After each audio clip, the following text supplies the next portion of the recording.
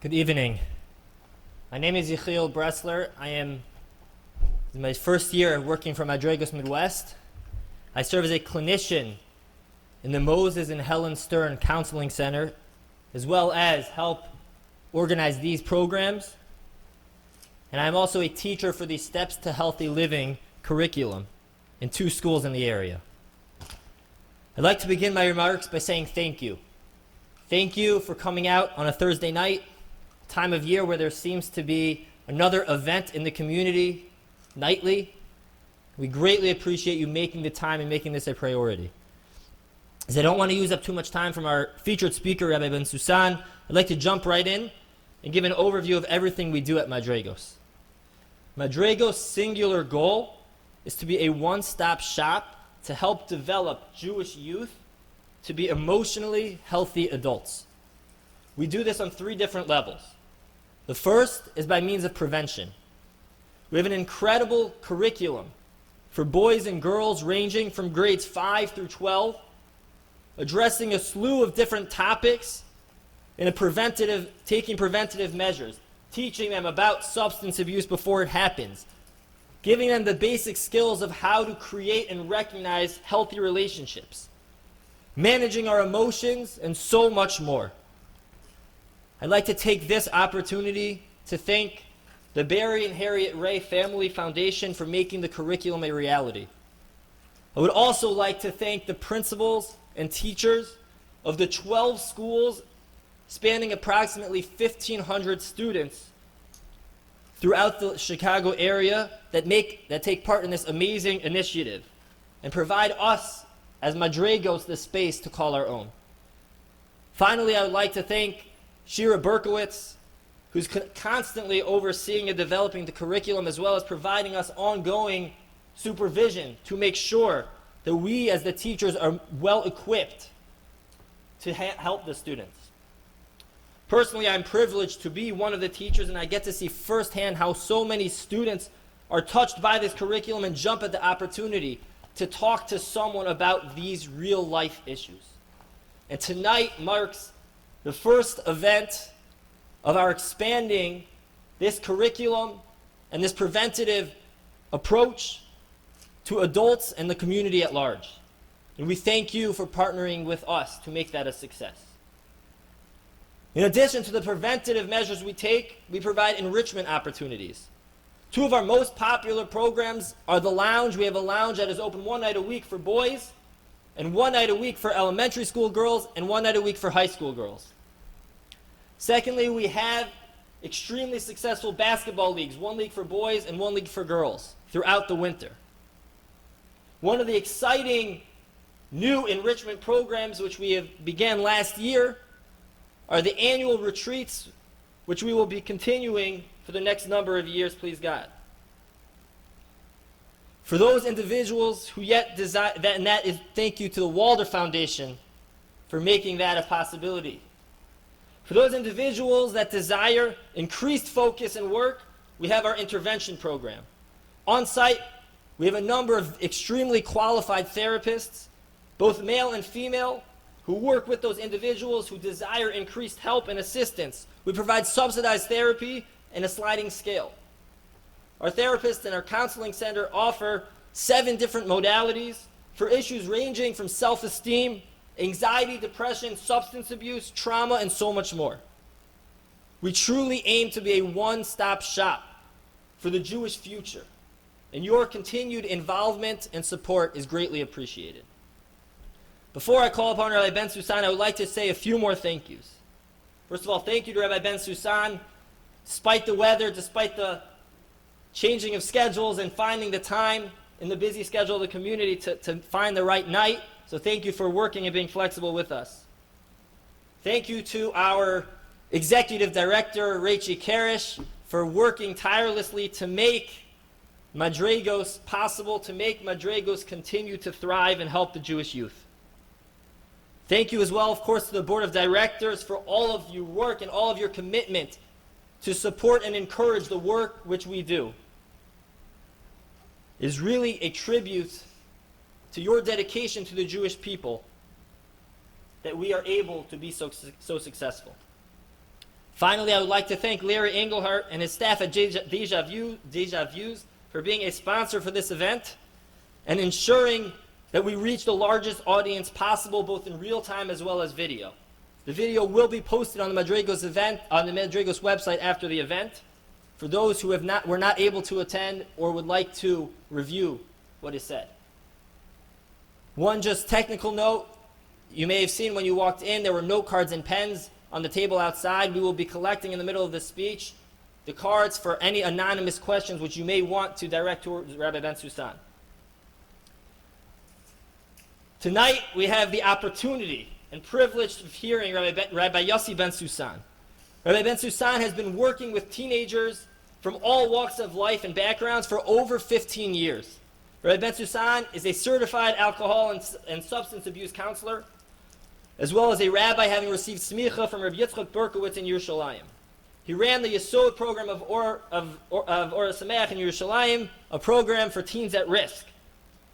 Rabbi Bensoussan also co-founded the Second Chance Initiative, helping to keep boys in schools after infractions involving substance abuse by working together with parents in schools to provide regular drug testing as well as motivational counseling.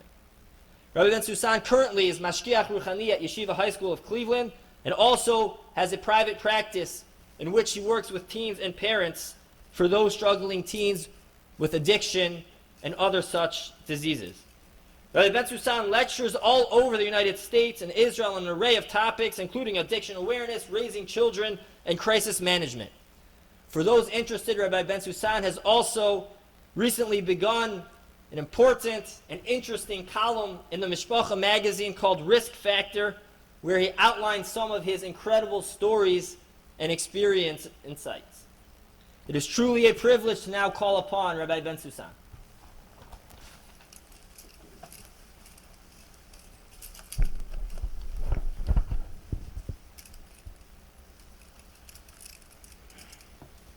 My bio is a lot more impressive than I am, so don't hold me to all of that. I didn't even know I was involved in that much stuff. Okay. I've been speaking about drugs all day. I'm not gonna lie. It's been a long day. I want to thank Madraigos for bringing me out, for arranging all of this. I got to see some of a small part of what they do today, and got to witness firsthand the people, the organization, the faces behind the organization, and it's nothing short of incredible and incredibly impressive how when you walk in there, you meet with them, you automatically understand that everyone is there to build other people. There's no ego involved. There's no, as you'll find in a lot of places, there's no ego involved. There's no, trying to one up. There's no, it's one specific goal, and that is to raise up people. And it's not just children. As I was speaking to the therapist today, we said a number of times, I was speaking to a few of the Rabbanim and the Rebbeim today, we said a number of times that, and this really launches us in here, which is that when you're dealing with a child, a young child, a toddler, or something along those lines, you're always going to be dealing with the toddler, maybe, not maybe one other person, either a mother or a father or both. If you're dealing with an adult, more often than not, you're going to be dealing with just the adult, maybe a spouse. When you're dealing with a teenager, you're dealing with an entire community of people. It's a chessboard. To be able to move and put everyone in the right place at the right time in the right way takes incredible talent. And Madraigos does an unbelievable job of it. So kol hakavod to them, to all of their programming that really supplies, so much of what is needed in order to prevent this disease from continuing any further than unfortunately it has already in our communities all over the world. To be in a community that is acknowledging it, is creating a night like tonight, is also incredibly refreshing. I had the opportunity to meet a few people from the community today, and it was a beautiful, wonderful experience. It's an incredible community of people who are Also building an interest in growth, interest in dialogue. Really, really, really beautiful. Okay, so let's get started over here. So when you're dealing with addiction, when you're talking about an idea of whether it's children, teenagers, adults, there are certain things that are always the same and certain things that are never similar. Now, that goes addict to addict and demograph to demograph. So when we're dealing with, we'll start with demographs. When we're dealing with children, by children I mean young adults, teenagers, and the like, they're going to be using and they're going to be looking for one reason. When you're dealing with an adult, it's usually another reason.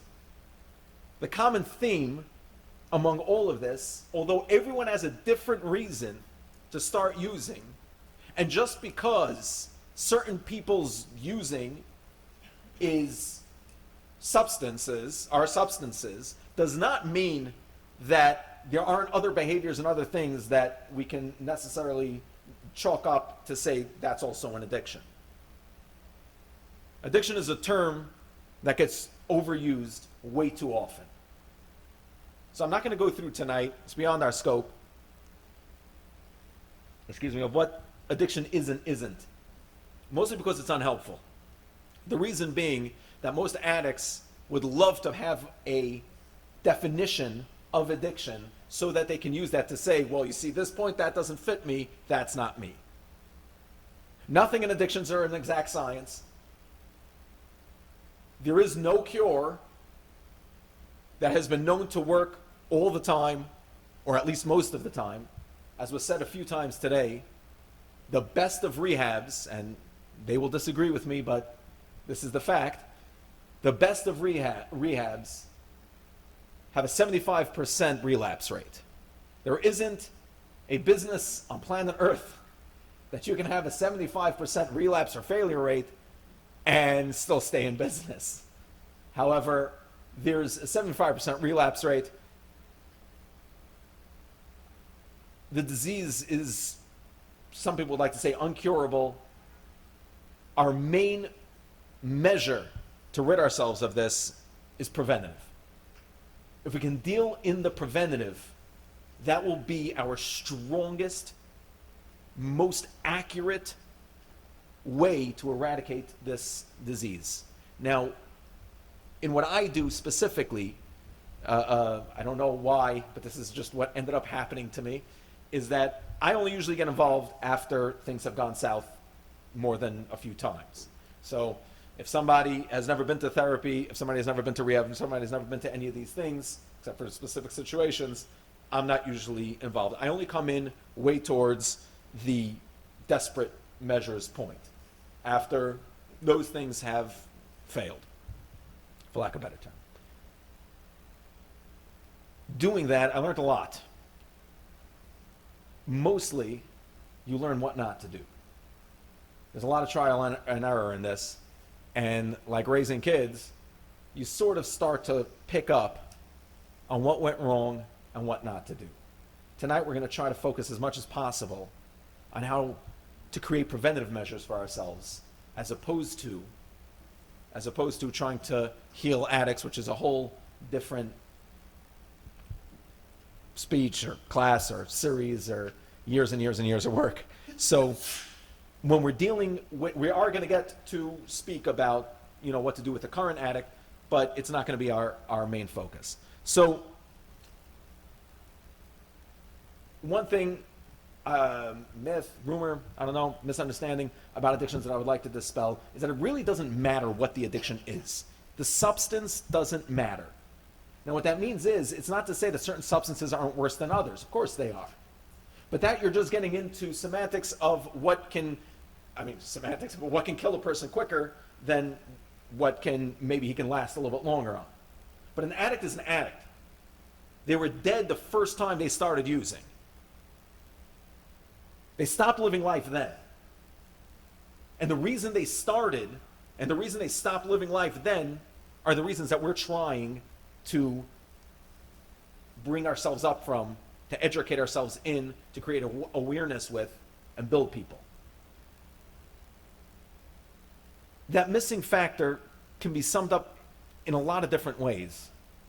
But for our purposes tonight,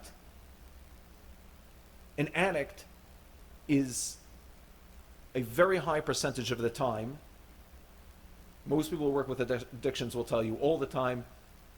I wouldn't say all the time, but a very high percentage of the time, there is a trauma in their past that leads them to need to use this. The reason why I don't like saying all the time is that we tend to overlook things. If we don't know about the trauma, which often cases we don't, if we don't know about the trauma, we're just going to overlook any of these behaviors as just a kid acting like a kid, which is fine. Being a screamer about it, setting off the alarms right away, it's not smart either. So let's start in the beginning. When we come to kids, when we're speaking about raising kids in general, the idea here is not to demonize anything.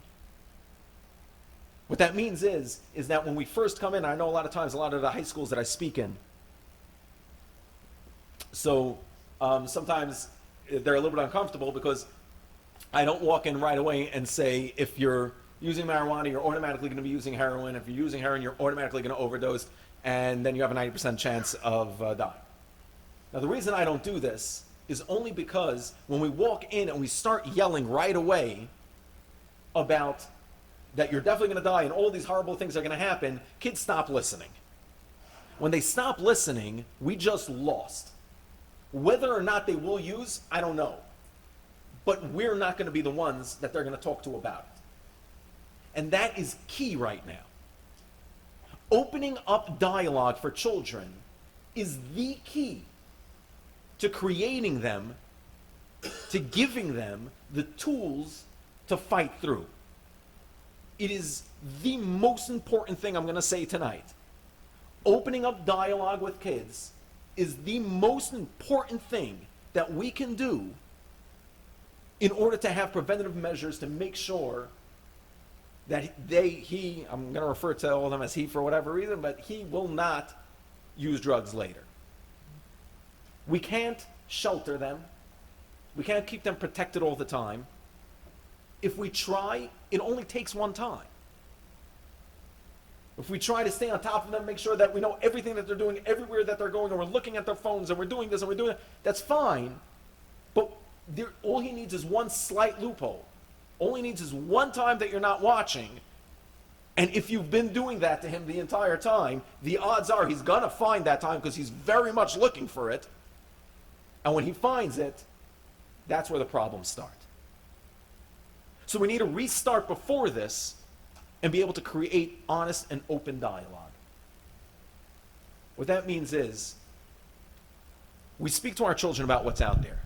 We're not trying to shelter anyone, mainly because they're not sheltered anymore. No matter what, due to technology, whatever you want to blame, no matter what, our children are going to know everything that's going on in the world. The reason why we want it to, people say that we want them to hear it from us because we can control how they know it. This idea of control is tremendous. I was at a convention, and I was telling the therapist this morning. I was at a convention, and there was a chinuch panel. I wasn't on it, and every apparently what I know wasn't pertinent for that panel. It wasn't, and every question, not every question, but a very large amount of the questions. A majority of the questions were some version of asking this: how can I get my son to come to shul with me? How can I get my son to come to shul with me? How can I get him to stay in shul? How can I get him to daven? How can I get him to this? It was all these, to the point that one guy, and this is when I just left because I couldn't do it, one guy got up and asked, how, during Bein Hazmanim, can I get my son to not daven in the 9 o'clock minyan? And I'm so far the other way with everything that all I can think to myself was, you don't want him to daven? And that's so right. You also thought, no, he meant he wants him to daven at the 7 o'clock minyan, even during Bein Hazmanim. I was saying to myself, your 15-year-old goes to davening? That's amazing. First, you get up there and tell everybody how you got him to go to davening, because that's the main worry. And then after that, we'll start working from the 9 o'clock minyan backwards. And I was also thinking to myself, it was a 9:30. I'm saying it could be. Could have gotten worse. There were other options there. It's not. Let me tell you why this is so bad. And this isn't a class on chinuch, but let me tell you why this is so bad. This is so bad not because we're, getting a kid to go to davening is bad or inspiring him to daven is beautiful. It's amazing. Our children are not stupid. In a lot of cases, they're smarter than us, especially when it comes to modern days and modern technology. They know things. One thing they know more than anything is they can read their parents like a book. We're going to discuss this more a little bit later on, but they can read you. When a father, when a mother is trying to force their kid to go to davening too hard, they're doing that so that Tati gets to walk around with little Yankee next to him and nachas. He knows that. This isn't about him. This is about how you feel. That's not called an open dialogue.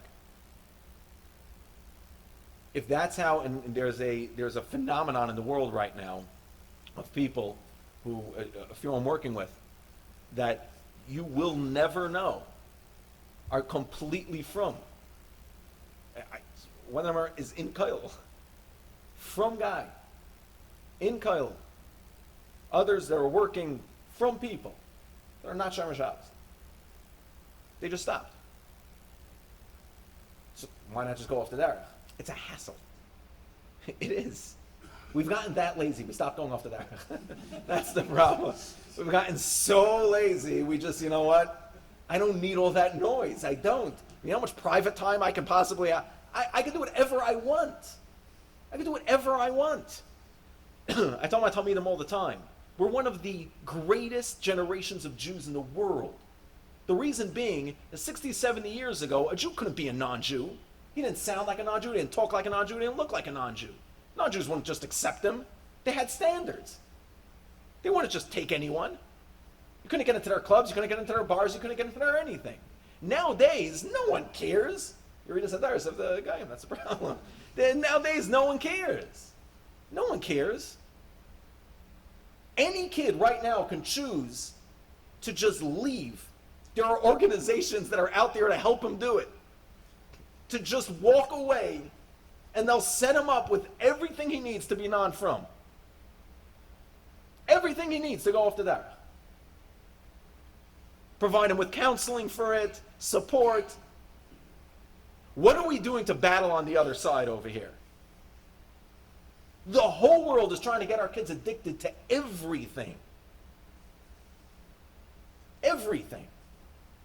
Substances are not the scariest things in the world anymore. If you've ever taken a phone away from a 3-year-old, you know what I'm talking about.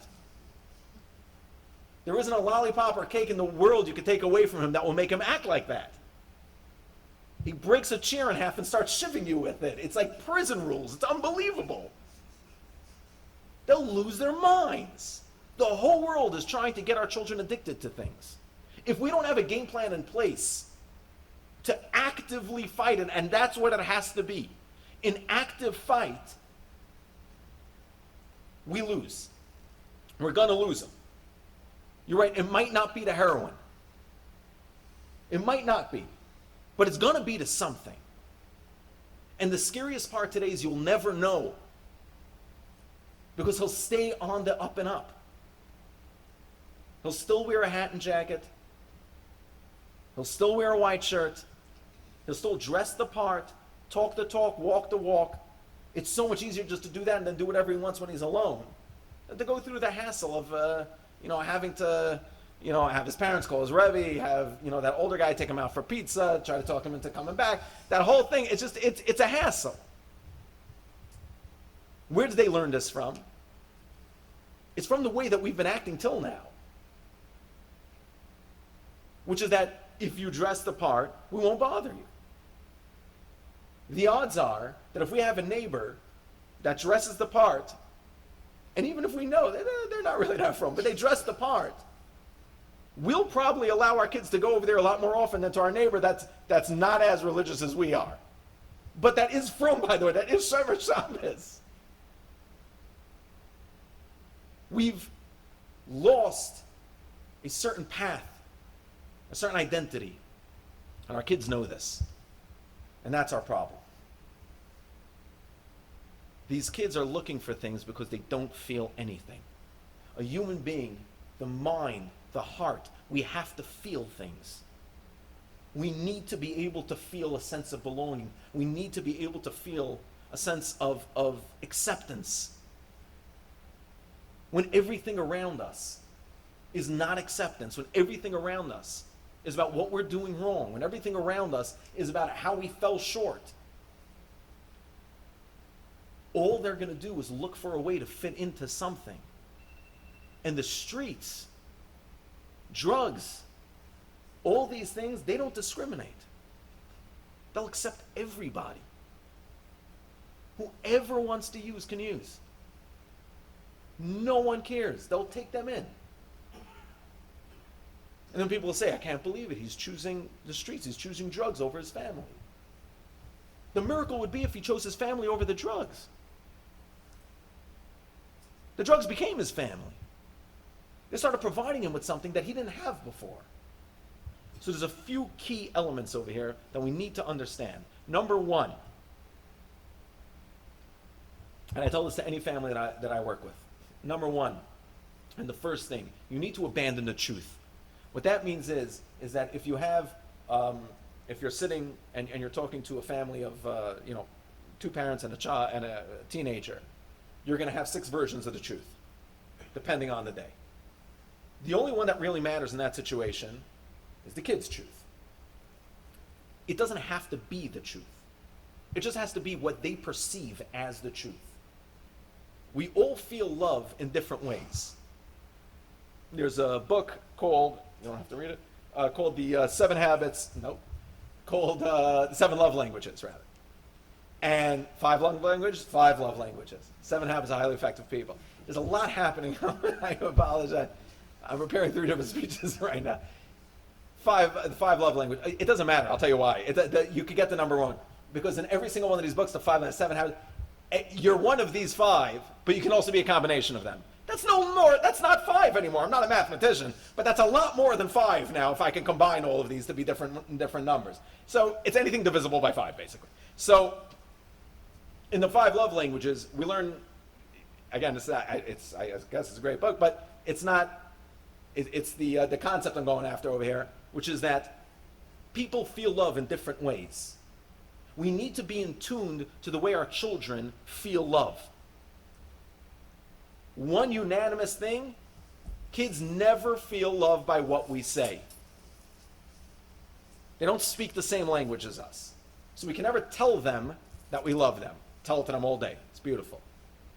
Just know it's not doing anything. When we say I love you to a kid, that's just an expression for us.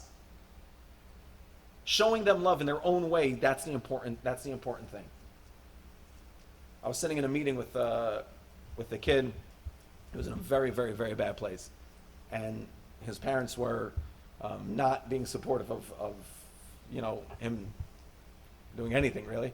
And his mom finally agreed to come, and his father refused. His mother finally agreed to come in. And she sits down, and she was not a fan of mine. And she looks over at the kid, and she says, I'm going to show you right now. She looks over to him, and she says, this is a 17-year-old kid. She turns to him, and she says, does mommy love you? He's like, yeah. She's like, you see? And she got up and left. I was like, I don't think that proved it. Come back. Let's talk about something. Right? That doesn't mean anything. It's the same idea as wearing the white shirt, as wearing it's so much easier just to say yes. You know mommy loves you? Yeah, I know. Because if I say no right now, I'm going to have to sit down and have that talk.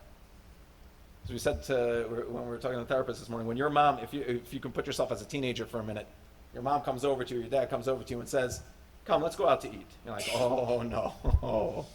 Oh, you guys getting divorced? What happened? I don't even want to know. What's going on? What did I do? What did you find? What did you see? Where's my phone? Right? Automatically, you assume the worst. We have to grow above and past that.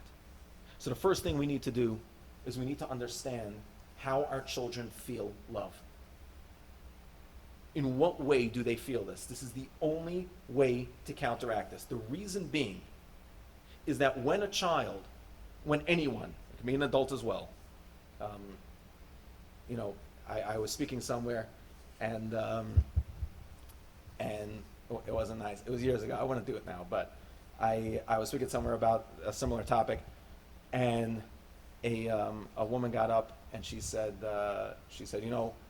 it's easier for you to say these things, to accept them and to understand them, but when if your son was like my son, you would understand it's easier said than done. So I said it's definitely easier said than done. There's no question about that. Simplicity doesn't mean that it's easy. It just means that it's simple. But what do you mean? She said, my son, he refuses to keep Shabbos, and openly in the house, he'll do whatever he wants. And my other kids are there, they can see it. So I said to her, so she said, and it disturbs my Shabbos. So I said to her, I was like, the truth is, clearly you don't know me that well, but I have a son that also is not Shomer Shabbos, and he, unfortunately my other kids have to see it, and I have to see it, and he goes around turning on lights, he'll use a phone, he'll anything, so this was years ago, and she looks at me, she's like, you have a teenager? So I said, no, he's 4, but and so she said, well, that's nice, my son's 14. I said, no, he's not. He's not 14. No, he's not. He's 4. She said, how does that work? I was like, have you ever seen a 40-year-old act like a 14-year-old? A 14-year-old can act like a 4-year-old also. Inside, he's 4. He's a child. There's a child stuck in there screaming and yelling for help. Completely and absolutely lost. And the only way he knows to get this attention, the only way that he knows to make you understand that pain that he's in, is by making you feel pain. So by telling him that, why'd you stay out so late? Don't you know how worried I was? He was like, okay, now we're getting somewhere.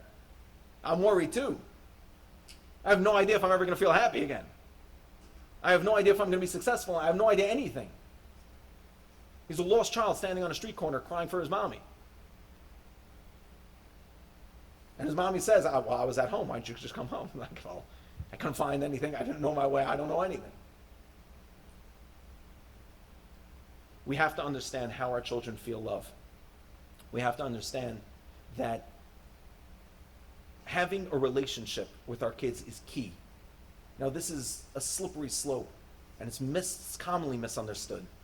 But people tend to think that this relationship is based in some sort of friendship between a parent and a child, and it's not. It's never a good idea to be a friend. Your kid, Bezrat Hashem, is going to have a million friends. They only have 2 parents. We got to be those parents. Now, this isn't the parents that most of us had, right? Not because our parents were bad, just because it's a completely different world. Right? Berkowitz says that 100 years happened in the past 10 years. There's been hundreds of years that we've excelled over the past 10 years. So much has changed in the world. So much has changed. We can't even keep up with the change.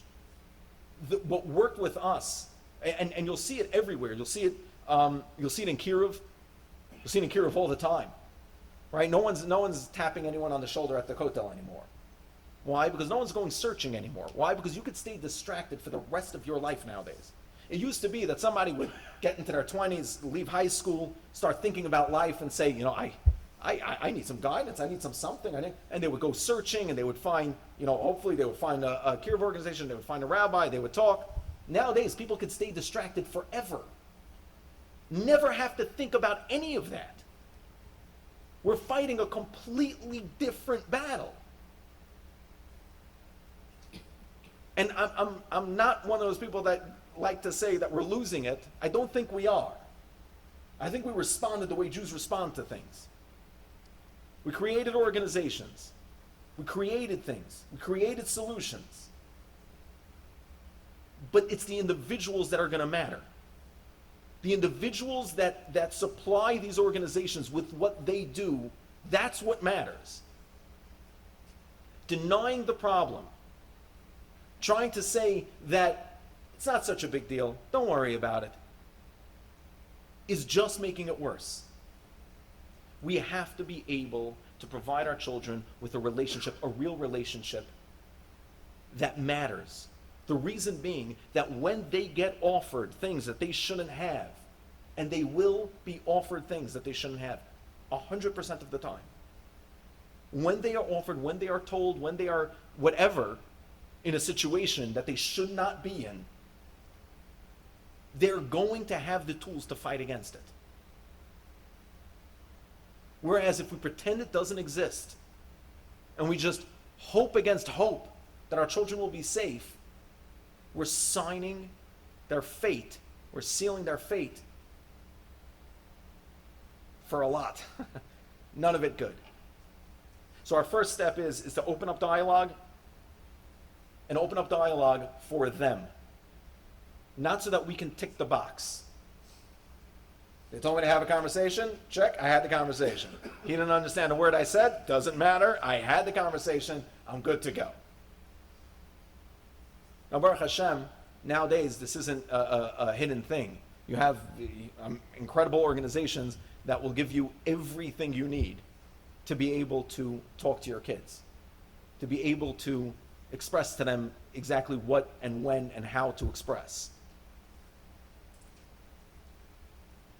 The next step, and possibly the harder of the steps, is the example. So this we have to shift a little bit into different things. First, let's just a little sidebar over here of what we're talking about. So now, mostly in the Jewish world, what we're seeing as far as using goes, I don't want to say addiction, but as far as using goes, so vaping is very, very, very, very up. Kids are vaping like crazy nowadays, younger and younger and younger and younger. It's not funny, but I have to keep a sense of humor about me because otherwise I think I'd lose my mind if that hadn't happened already. But I've had 12-year-olds say to me, I think I'm addicted to vaping. Like, you haven't been alive long enough to even speak. I don't know. I didn't even know that you were able to formulate sentences like that. What do you mean that you are addicted to vaping? It's like, well, I've been doing it for 2 years and, every day. I'm like, wow, since you were 10, that's incredible. So now, okay, a lot of times they're trying to look, cooler than that, whatever it is. But we're seeing younger and younger children starting to vape, and it getting pretty bad. For some reason, there's this new idea that when a kid comes to a parent to say that I vape and I need to, the parent makes them a deal that as long as they tell them about it, they'll buy them the stuff to vape with. So I don't know, ask your chinuch person, your Rav, what to do in that situation. Personally, I don't think it's a good idea. The step over there is to try to get help, is to try to get advice, is to try to bring him somewhere, is to try to, raise him up a little bit, not to continue the negative behavior or the escape of it. But okay, so vaping is very high. Marijuana, it's no secret right now. Marijuana just became recreationally illegal in Illinois. No one correct me the first time. I figured I'd go for a second. And it's good there was no applause after that, by the way. I'm happy to hear that we're all on the same page with what that means. It doesn't really mean much, by the way. It actually, technically, there is a slight part to it that could be a positive. Why not put a positive spin on it? And that is that if you want, not you, hopefully, but if a child or a person wants to get marijuana, they can at least get it from a reputable place. I know that was a weird sentence, but they can get it from a place that at least has to keep their stuff to a certain standard, and it doesn't have to be laced with anything or dangerous in other ways. With that comes a very large amount of affordable marijuana that hits the streets. So now, one of the big preventatives that I don't know why is not discussed more often, just again, still on the sidebar here, one of the big preventatives that I don't know why is not discussed more often is money. Kids are walking around with a crazy amount of money in their pockets. Now, I went to an out-of-town yeshiva, and I was given $5 every time I left home. I could have been there for a month, I could have been there for a week. I was handed a $5 bill. And I was told you can use that to warm your hands while you hitchhike to yeshiva, because that's not going to even get you a bus fare, right? You can do whatever you want with it, but you get $5, right? The kids are handed just wads of money, and they're barely even explaining why they need it anymore. They're like, hey, I'm going out with my friends, can I have $50? And they're like, yeah. And people started handing their kids money. Kids have credit cards. These are all really bad ideas.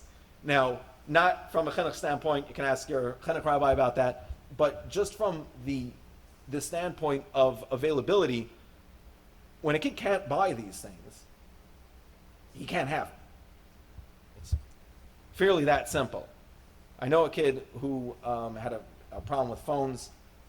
His parents took away his phone, but they would still give him like $50 a week. And you can go and buy a prepaid, whatever phone for like $20, $30 and just hook it up to Wi-Fi and you're good to go. You can have everything you want. Or everything they want. So he had two phones. He had two spares for if his parents, this was the logic, this is how bad it was. He had two spare phones for when his parents take away his actual phone, which was going to happen like once a week. When his parents take away his actual phone, he uses the other one. And in case they find him with the other one, he has the backup. Two backups to make sure that he doesn't have to miss a beat on Snapchat or Instagram. And that was what he was doing, by the way. Gaming, Snapchat, and Instagram. These things are deadly to a child's mind. They're deadly. They create false sense of relationships. They create false sense of identity. Especially for young girls, they create this false sense of image that is completely insane. They can develop eating, so many different problems off of this, and so much of it can be squelched by just limiting the amount of money we're giving our children, or at least understanding why we're giving them that money. Phones is the next one that's a very big thing. Phones is a tremendous problem, but it depends where you're coming from on it. So now, child having a phone that he can use to call people, right? No one's even like breaking a sweat about that anymore, right? That's, as a matter of fact, a lot of parents are insistent that their kids have a phone to call them in case they ever get kidnapped. So,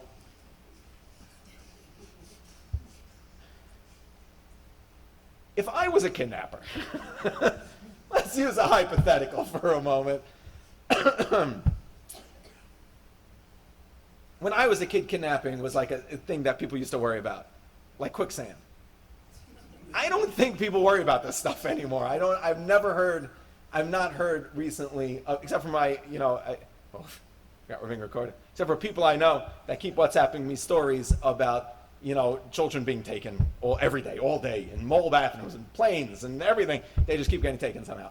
But, okay, the odds on your kid developing an addiction through their phone is exponentially higher than them ever getting kidnapped. Give them a whistle, right? Give them a switchblade. It'll come in handy a lot quicker than the phone would come in handy when that happens. It's like 2 stories in history have dictated all of our anxieties and fears of our children walking 3 blocks.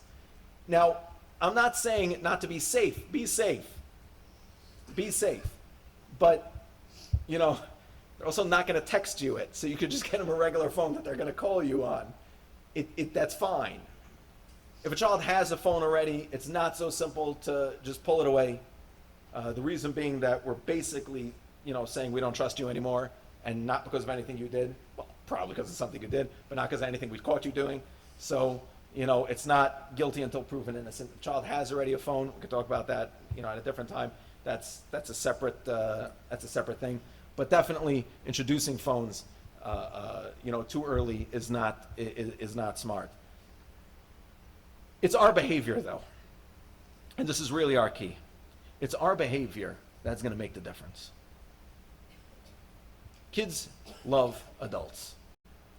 All kids just want to be adults. Most problems I see between teenagers and parents is a miscommunication of sorts. A parent looks at a child looks at a teenager and says, you look like an adult, I want you to act like an adult, but I will not treat you like an adult. A teenager looks at a parent and says, I look like an adult, I'm smarter than an adult because I know stuff, and you have to treat me like an adult, and I don't have to earn that. This is a miscommunication. Now, the miscommunication is solved very simply by communicating, number one. Number two, by explaining what we want from our kids. Again, very simple, but not easy. Not expecting them to know what it is that we want and need from them, but communicating it. So when we want them to act and behave a certain way, we have to have a logical reason why we want that from them, and how is it benefiting them? Because that's the whole point. That's what we're trying to get. We're trying to benefit them. So now, it could be a teenager, it could be really, any kind of kid, but teenagers is where this comes in. This miscommunication is going to cause all the problems. The reason being is that teenagers believe that they know everything. The question is why? They know everything only because they know that things have been hidden from them till now. Now that they know everything that's going on out there, and they've seen and heard about everything that's happening, now they know everything. Now, just because nothing is being hidden from you anymore does not mean that you know everything. But they don't understand that because the whole concept till now has been sheltering. If we're the ones to open up the doors for them, we're the source of information, we're the ones to go to speak about that, everything changes. But the way we act is the real key. If we cannot put a phone down when it's time to put a phone down, there's no reason our kids should. There's no reason whatsoever. As a matter of fact, there's more of a reason that they shouldn't than we as adults have. Number one, they don't have the self-control that we should have. Number two, they grew up in a world that this is a constant. We didn't. For them to think that it's normal to have it out while we're having a conversation with another person is understandable. For us, it's not. Especially when that conversation with that other person is our responsibility to make sure that that conversation is working and happening and processing normally. And that can't happen while we're looking at them and then doing that. It's just not possible. Further, I don't mean to pick on any one specific thing over here, but it has to be said. Marijuana just became legal, as we said, in the glorious state of Illinois. So what this means is that there's going to be a lot of people trying to advocate for its use in different ways. The more poison, the more objects, the more options we bring our children to be happy other than intrinsic, real happiness, they will take, especially if it's easy. Now, I'm not going to go into it right now. There's a big argument of, well, if we allow drinking, how come we can't allow, smoking or anything like that? We're going to go very, very quickly over here about it. It's a very simple difference, which is that there is no equivalent, and I'm not saying having a beer is okay, but there is no equivalent of just having a beer or having a l'chaim at, a shalom zachar to smoking marijuana. Smoking marijuana is for one point and one point only, and that is to get high. A person can take a l'chaim and not get drunk off of it. Adarabah, if a person is getting drunk every single time that there's a kiddush and every single time that there's bottles out by a simcha, we're going to say that person has a problem. For the same reason that if by everything we start getting high in other ways, it's just not who we are. It's not what we teach our children. We're not indulgent people. We're definitely not overly indulgent people. We need to teach our kids that in order to get high, you work really, really hard. You fight for that. You develop to a point that you build a family because of how hard you fought to create yourself into something big. The only way they learn these things is through relationships, mainly relationships with their parents. Parents are key. I run a high school in Cleveland. I work in a high school in Cleveland. And I've got someone else from the high school is here, I can't lie. He's like, wait a second. A lot makes sense right now about everything you've been doing. No. I work in a high school in Cleveland. I have a rule. Within the first 2 weeks of starting school, I'm on the phone with parents. I call parents right away and I try to tell them something positive right away. The reason being that if I have a constant dialogue with them, they're a lot more likely to listen to me than if I just randomly call them up and say, hey, I think your kid needs therapy. They're like, hey, who is this? Right? They're not going to listen. Same thing with my students. However, there is one and only one constant that I will find to be able to have a kid be successful. Only one. I could say the right thing, I could say the wrong thing, but there's one constant that I can have to have a kid be successful. If I can create a positive relationship between that kid and his parents, he will do well. I can try giving him everything else in the world. Learning, education, a Rebbe, a mentor, good friends, everything. And it will not matter a percentage, not one iota close to if I can create a positive relationship with his parents. It is key. And how those parents are behaving and acting in front of their kids, and your kids know what you're doing. Horror stories I've had to hear from kids, and their parents are completely oblivious that they know. But they know. And they say, they're like, I don't want to say this to my mom and dad, but I know that they this and this and this, and they go here and there, and they do this and this. Why can't I? I just have to wait till I'm their age? I just have to wait till I'm 18? I just can't have fun till then? Because that's the real fun. That's the fun my parents have. So I just have to wait for that?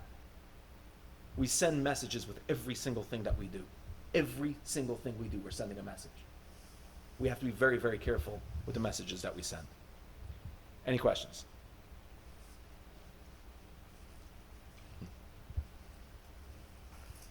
Do you? No. I'll keep going. Yeah. We'll be here till tomorrow. Keep going? Yeah. Yeah. Go ahead. So what are some of the techniques that you would recommend telling a 13, 14-year-old boy to stay away from marijuana? His parents don't use it, but you know that he's going to be in a situation. So this is one of the most common questions I get. What do we tell kids? What do we tell people in situation X? Right? And fill in the blank of the situation. Any situation you want. What do we tell a kid, when someone offers them candy? What do we tell a kid when their friends are going drinking? What do we tell a kid when they're watching things they shouldn't be, when their friends are watching things they shouldn't be watching? There's no answer to this that is the answer. And that is the big, as long as you tell your kids this and this way while they're eating ice cream, turn to the left of you, you'll be fine. Right? There's no answer like that. The answer is slow and simple. What you tell your kids is nothing. You can broach the subject, but that's it. What you tell your kids is you tell them. You sit down and you have a talk with them, not the first time. What does that mean? Every parent should have a date with their kids, individually. Every kid should have a date with their parents. If you haven't been on a date with your son or daughter, I don't know. You have to go on a date with your kids. I don't care how young they are, I don't care how old they are. It makes all the difference in the world. I have a son, my 4-year-old, that breaks Shabbos and is off the derech. He is. He refuses to wear a yarmulke, refuses to wear tzitzis. He's the cutest off the derech kid you've ever seen. But he's off the derech. And the 1 week, so we hang out because I'm also off the derech. We get along, and the 1 week that I'll miss our time together, you will immediately see the difference. He will start acting out more or less right away. The weeks that we're on, nothing. He's talking nicely, communicating, everything's fine. So he's an extreme case. He has a lot, he's a big personality. My oldest son is like, I was saying, I get brachas from him Friday night. I don't know. He's a very special kid. You know, but he also needs that. Don't take for granted that your kids are good right now. They're gonna become no, but take them out, if for no other reason than to get to know them. They are people. They are. They have their own personalities. They have their own stuff, their own things. You're basically living with people you don't know. All of us. I'm just as guilty of this. You have to get to know them. Not get to know who you want them to be. We have to get to know our children. Get to know who they are. This relationship becomes important to them. And that's the answer to your question. It's not anything that you're going to say to your kids to make them make the right decision when they're offered drugs. That's not going to happen. There is not one thing you're going to say. If there was something, believe me, I would have found it by now, and I would be using it everywhere. Every single kid that sits in front of me, I do the same exact thing. The first 2 times I sit down with them, we talk about nothing, and it drives their parents crazy. Because they always call me after the first session, and they always ask me the same thing. How did it go? He's a nice kid. He likes Fortnite and ice cream, I guess. And you yelled at him yesterday or something. And they're like, well, we know all that. Well, what else? I'm like, I didn't know that. I had to learn that. So they're like, well, we could have told you that. I'm like, no, you couldn't have. He had to. Try to build a relationship with him. Not you. I don't like you. No, I'm trying to build a relationship with him. Why am I trying to build a relationship with him? Because that's the only relationship here that matters. Why is he going to listen to me if he doesn't know me? Why am I going to even care to build a relationship with someone I don't know either? It's a very simple process. I wish there was magic. It would make it so much easier. You know how stupid a 14-year-old boy is? You know how long I have to sit there listening to them? It can drive a person crazy. But I do it only because I know that three down the road, this kid's going to come up with something amazing. And you start to see them flourish. Now, what would take me 3 times to do it, even after the years of doing it that I've been doing it, take a parent a lot less than that. And they don't have to say anything. They don't have to say the right thing at all. They don't have to say anything. As a matter of fact, the first time you go out with them, don't say anything. Shock him. Go to that thing that he's been wanting to go to for so long. Go to, to Chuck E. Cheese or whatever it is that they go to for whatever the thing he wants to go to. And sit there doing that thing with him. He wants to go bowling, whatever it is, do that thing. And don't bring up anything. Don't ask him about school. Don't ask him about his friends. Don't ask him anything. Just talk about that one. Just focus on that one. It's hard as anything to do, by the way. You're sitting there like, oh, I have this opportunity. I could talk to him. Don't. He's waiting for it. Prove to him that you love just hanging out with him. What this does is that when he does get offered or shown or whatever it is, he already has a connection with somebody. And that connection is worth gold. He's not going back on it. The only reason just about every friend I've ever had as a kid broke Shabbos at some point. I never did, knowingly. I never did. The reason? Because of the way my father kept Shabbos. That's the only reason. He would sit with me the entire Shabbos. We'd cook together. And it had such an awesome meaning to me. I couldn't break it. I just couldn't. Plenty of other things. But that I could not do.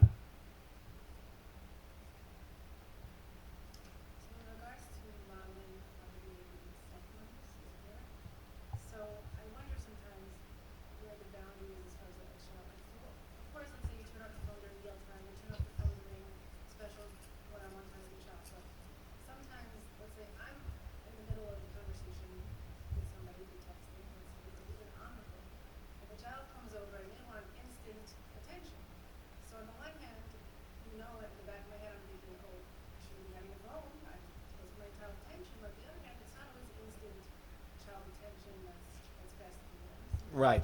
So a lot of that feeling, but they're being told all the time, your parents should be on the phone, and you want their attention, they should give you attention. right. At the same time, Right. So this is a concept. So for this, this is not my answer. This is my Rabbi Berkowitz. For this, we revert to the question is, what if giving them that instant attention, right? Let's say we're on the phone and they come in, and my mother used to say, "I'm on the phone." She was also connected to a wall, but she would say, "I'm on the phone," and okay. Now it's saying that there's nothing wrong with that, as long as that's what it is. They caught you on the phone at that moment. We're very afraid of spoiling our children and giving them the wrong thing at the wrong time. We say no so often that the odds of giving them any sort of instant attention, in my opinion, it's not my opinion, from my Rebbe, it's not going to have a negative, it's not going to have an adverse effect. And whatever it is, however important it seems, whatever it is that, and I suffer from this, trust me, really badly, but whatever it is, whatever adverse effect we think it's going to have, whatever we're doing on the phone is not that important. At the end of the day, it's just not. It never is. It just never is. It was something I was telling the high school kids this morning, and I don't want to give this ayin hara, but it's to build up, people, so hopefully it won't give me an ayin hara. But something I was telling the high school kids this morning is that I make a lot of jokes, but I deal in a pretty heavy area of human functioning. So there were those that said you should keep your phone on you, or at least next to you or somewhere, loud, whatever, on Shabbos, just in case, something happens. And I never did. Years and years of doing it, I never did it. I've never done it. My phone goes off on Shabbos and I put it away. In all my years, I've had plenty of overdoses, and I've unfortunately lost kids, and I've lost, it's happened. And it's happened too many times. And it's never once happened to me on Shabbos. I never once had to be called on Shabbos, ever. So, I'm not saying it's magic. I'm saying if you're putting away your phone because you're dealing with your children, that's big. You're not going to lose because of that. And it's not giving them instant attention. Also, we tend to believe that giving them that instant attention over there, or when we start giving them attention, we tell ourselves that, I want to give them a chunk of time. Right now I'll just be able to listen to them for a minute and go back. All they need is a minute. They just need that one hit. Just, mommy's not in a different world, daddy's not in a different world right now. They need that one hit. When I was growing up, like I said, the phone was on the wall. Somebody called, you answered like that, and you got off of it as quickly as possible. The odds that when we pick up our phone, all we do is answer that phone call or answer that text and then put it back down, slim to none. There's that text, then there's one other thing. And then you might as well look something up. It's out already. I mean, we messed up today. We'll get back to it tomorrow. It's not going to have an adverse effect. There's not going to be a negative to giving them that instant attention. Attention can always be given. There's no spoiling a child with attention. There's destroying them by, trying to control them with attention, but giving them attention when they ask for it, there's never a negative time for that. We know that it's Thursday night. Please. A lot of people have a lot of important things to be doing, so if everyone can feel free to leave at your own leisure. Rabbi Bensoussan, if it's okay, we'll take a few more minutes or a few more questions. Yeah. We'll go through some of these. Let's We'll give you a second. Go ahead, yeah. Anyone who wants to leave, can leave no one should feel like they have to stay. Pretty good. I like it. Okay, what does it mean that marijuana can be laced? So, I'm not going to tell you the story that I used today because I can only say that story once a day. It gets me nauseous. So, marijuana could be laced, meaning that marijuana could be laced. So, drugs coming off of the street can be laced with anything for a million different reasons. Laced means that they put other drugs in it or other chemicals in it to try to affect the high. As I was also explaining today, the difference between alcohol and marijuana is that if you have 50 different brands of whiskey, it's all based on taste, right? You're getting drunk with all of them the same, but it's all based on taste, and that's the difference between them. If you have, there's two types of 2 strands of marijuana, which is sativa and indica. Not information you need, but it's there. And under that, there are many different strands with all weird names to them. Hip hop, purple craze, or whatever it is. None of it matters. All that stands for, and still doesn't stand for anything, but all that it stands for is the different type of high that it's going to give you. So you can see a correlation over there, the difference. So now, the reason is that marijuana nowadays is not what it was, and a lot of the studies done about marijuana and what the pro-marijuana people are going to use to be pro-marijuana is they're going to use old studies from the 60s, 70s, and 80s. Marijuana right now is not the same thing as it was in the 60s, 70s, and 80s. It is a completely different drug with a completely different effect. There's no comparison between the two. So now, what they do is that while they're growing it, and while they're cutting it, while they're drying it, it can be at any point of the process, they'll put other things in it in order to either make it more addictive or make the high different, so that they have people come back for more. Some of these things could be very, very, very bad. If they want to, I don't know why they would, but if they wanted to soak it in, anything else, fentanyl on anything, and use it like that, it could be, you can overdose on that and die. It's not common, but it's a fear that people use. So that's what lace means. My kid doesn't want to talk to me about vaping. Should I still have the conversation? No. You probably wrote that before I said it, but we'll say it again anyway. No, what we just said. If your kid doesn't want to have the conversation, it's only because he knows what's coming. So, and what's coming is that it's bad. He knows that. Got it. Check. That's why he doesn't want to have the conversation. He doesn't want to have the conversation because you don't have conversations with him. You have talks. Right? My mother used to call them asifas in our house. My mother ever called an asifa, you knew everyone was in trouble. Probably mainly my father, but everyone definitely was in trouble. Right? Asifas were never fun. It was never, hey, Asifa, we're going to Disneyland. Never happened once. It's always been something wrong. You're getting some more chores, something else to do. So, that's what it's an Asifa for him usually. So if he doesn't want to talk to you about it, you have to build up that ability to have conversations, which is done by not having conversations, but spending time. Talking about nothing. Just sitting there spending time together. Quality time. Quality time is just you and them. It doesn't have to be every week. It doesn't have to be all the time. It doesn't have to be for hours and hours on end. It could be a half hour, coffee. It could be, taking a kid for a hot cocoa. It's just, their minds explode. Try not to cry. If you haven't done it till now, go take your kid out for a hot cocoa randomly for no reason. See how he or she reacts to you after that. And try not to cry. Because it's the answer to like 80% of our questions. How do I recognize if my kid is using, and what should I do? Okay, this is an important question I actually meant to get to. So, how do we recognize if someone's using? There's always a change. Now, we always have to be cognizant of change in our children, change in behavior of our children. Because it's not only the sign of using, it's the sign of everything. It could be the sign, of abuse. It could be the sign of anything. Any drastic change in a child is bad. They're creatures of habit. They're like doing the same thing all the time. A change in that is bad. So if a child starts acting out of nowhere or their behavior changes, you get on the phone, you start calling. You speak to the teacher, you find out how they're doing in school. Not just how they're doing grades-wise, how have they been behaving in school. You start tracking where they're going, what they're doing. Not overly protective tracking, and don't be overly sensitive to these changes, but if there's a change in behavior, you're gonna know. One thing I always tell parents, and I'm sorry to all teenagers out there for this one, if a kid comes home and goes straight to his room, there's a problem.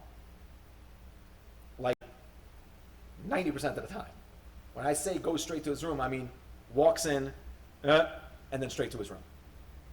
Right? He might throw a hello or whatever it is, and straight to his room. There's a problem over there. He's hiding something. I don't just mean drugs. Something's going on. Any adverse changes in behavior need to be noticed and need to be, there will be a change. If a kid is using drugs, if a kid is using something, there will be a change. The change sometimes could be positive, so you have to be careful. He could come home very, very happy one day. Don't just be like, oh, my kid loves me, right? It's not, you don't all of a sudden just become the greatest person in the world to them. Something, there might be another thing. There's always a change. There's always something to pick on, but it's quick and it's extreme. It's not going to be a small change. It's going to be an extreme change. You're going to see a different reaction from the kid. When you see that, it usually means something's going on. How do you open up dialogue with your child if they don't want to talk? Or if they don't want to share much? And same thing as we said before. It is extremely important to realize that you also would not talk to someone you don't know. The odds are you also wouldn't talk to your mother.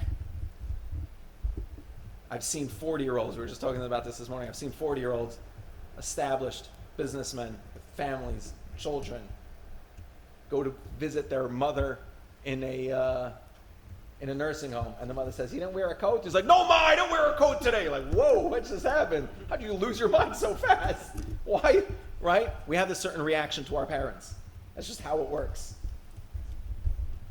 Why? Because we just constantly view them as not respecting us. We have to learn to respect our children. Not to respect them as in they run the house, but to respect them as individuals. They are individuals. They're not there for us to mold. They're there for us to learn, to appreciate, to figure out who they are. They have their own personalities. They might act like Uncle Chaim. That doesn't mean that they're him. No one wants their kid to be Uncle Chaim. No. They can act like other people that you know, and they can have certain similarities, but that doesn't mean that we know what's going on. We have to speak to them. We have to get to know them. The only way to do that is the way we would do it with a stranger. You build dialogue. If a strange kid came to live in your house, you would do an awesome job. Everyone would do a great job. Everyone would be the best parent if a strange kid came to live in your house. You'd slowly get to know them, take them out. You wouldn't push any subjects. You wouldn't push anything. You would slowly develop a relationship, start talking, be firm when you have to be firm, be loving, have a lot more positivity than you would have any negativity around them. Slowly, have them come into the house, right? You don't lose it in front of your kids' friends, hopefully. Because you don't want them going back telling their mother, that lady's crazy, right? Treat your kids like they're not yours. It's not a good idea, but I'm just saying, try to remove the fact that we love them that much that we might lose our minds sometimes, and get to know who they are. This opens up the dialogue, it opens up everything, and allows us to be able to have them. And just to end, probably the most important part of the whole thing. Another question? Okay. If, in particular, vaping and alcohol, by the teenagers, let's say, amongst their peers, it seems to be that it's extremely accepted, even in the frommer of communities, and if it doesn't, not exclusively, and probably more, yeah. Expands the spectrum, but if it's so accepted, how can we change it? How can we expect to change it? How can we expect our kids to be different? Because we're not trying to have our kids never take a drink. It's not going to happen. We're not going to try to never have our kids try a cigarette. It's never going to happen. Our kids are going to do that. That's going to happen. The question is, what makes them develop a taste or not develop a taste? How do we keep this from going too far? It's always about too far. How do we keep it from going too far? I was having a conversation with a few Rebbeim the other day, and one of them said, actually, I never had a cigarette. And everybody there, there's all Rebbeim, Chashuv people. Everyone there was like, you never had a cigarette? Right? Why are they so shocked? He's a Rav, he's an upstanding guy. Why is it so shocking he never had a cigarette? Because every teenager has a cigarette at some point. What's the difference between them having a cigarette and developing a problem? The difference between them having a drink and developing a problem. That's what we need to worry about.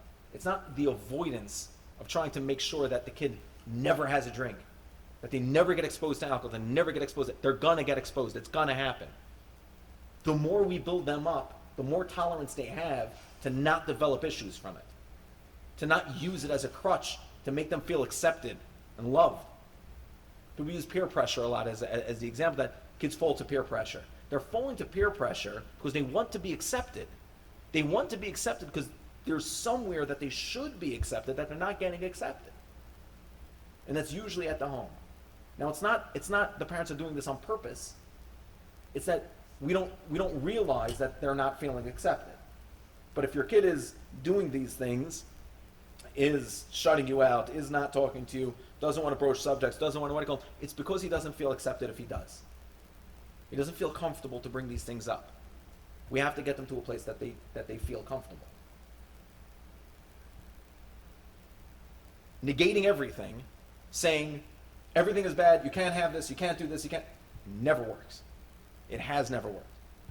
Like the example we brought up in the beginning, it's like forcing a kid to go to shul. There's no 30-year-old alive nowadays that goes to shul and davens because when he was 14, he was forced to go to shul. There's only two options about a kid who was, when he was 14, was forced to go to shul. Either he won't daven when he gets older, or he'll daven despite that experience when he gets older. But it's never because of it. It's the same thing. We're not keeping our kids off of drugs and alcohol by making sure they never see it. All we're doing is prolonging their want for some sort of outlet when they get older, and then they just go full steam ahead on it. We have to give them the tools. And the tools are not saying the right thing, it's showing them a real relationship. It's giving them something to not sacrifice. It's giving them something that they love enough that they don't want to violate it. So to end, the last thing is, we have to be happy people. If we don't have a reason to be happy, that's fine. But if you have kids, you have a responsibility to be happy. If you are anxiety-ridden at home, if at home you are dead tired all the time, if everything is just pushing you over the edge, your kids are going to feel that and they're going to act the same exact way. Now, usually it's for them. Or at least that's what we tell ourselves.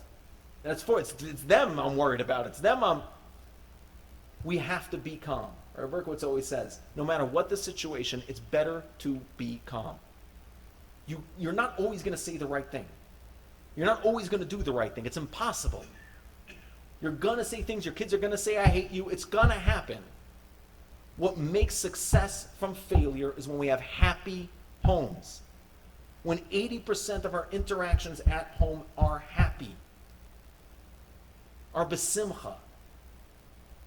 When Shabbos is just another trudging thing that we have to do. When preparing for something is just, when going to shul is just, it's just not happy. Why would our kids want to have to do with this if it's just a constant anxiety-ridden religion? They start looking for other things then. Because they know happiness is out there. We want to be the ones to give it to them. If the only thing you take from tonight is this, let it be this. Having a real, doable, accomplishable plan of how you're going to up the happiness in your house by just 10%. Just decide one thing that you're not going to get upset at and one thing that you are going to do. If it's playing music in the background, if it's just not cooking dinner and instead ordering it out because that'll calm you more, or whatever it is. Men, we can't come home from work the way we come home from work. If we walk in dead tired, falling over, it just sends the wrong message. We have to be happy. We have to actively, consciously decide that our home is where we want to be. Because if it's not where we want to be, it's not where they want to be. It has to be where we want to be. Thank you all for coming. Thank you for listening.